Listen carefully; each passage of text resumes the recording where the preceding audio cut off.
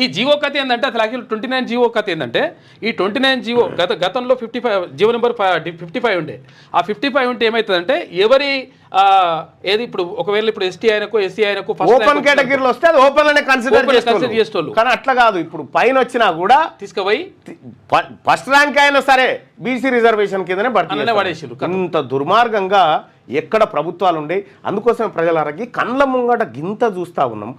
ఉద్యోగాలు మన పిల్లలకు మనం కాయకష్టం చేసి చదివిపించిన పిల్లలకు రావాల్సిన ఉద్యోగాలు దొంగతనంగా ఎత్తుకపోతా ఉంటే కూడా మనం చూసుకుంటా. ఇంకా రెడ్డి గారు మెసేజ్ పెట్టినా, రెడ్డి గారు లైక్ కొట్టరా. ఏం బతుకులు ఇవి ఇట్లా ఎందుకు తగ్గిందంటే ఇప్పుడు మార్పు వచ్చింది బీసీలలో. ఇప్పుడు మార్పు వచ్చి బీసీలంతా ఒక తాటి మీదకి వచ్చారు. కానీ ఇక ఒకప్పుడు అయితే రెడ్డి గారు మెసేజ్ పెట్టా, ఈయన లైక్ కొట్టా అంతే. ఈడ ఇంకా ఆయన పెట్టుడు లేట్ అయితే ఈయననే పెడతాడు ఉల్టా ఆయన గురించి.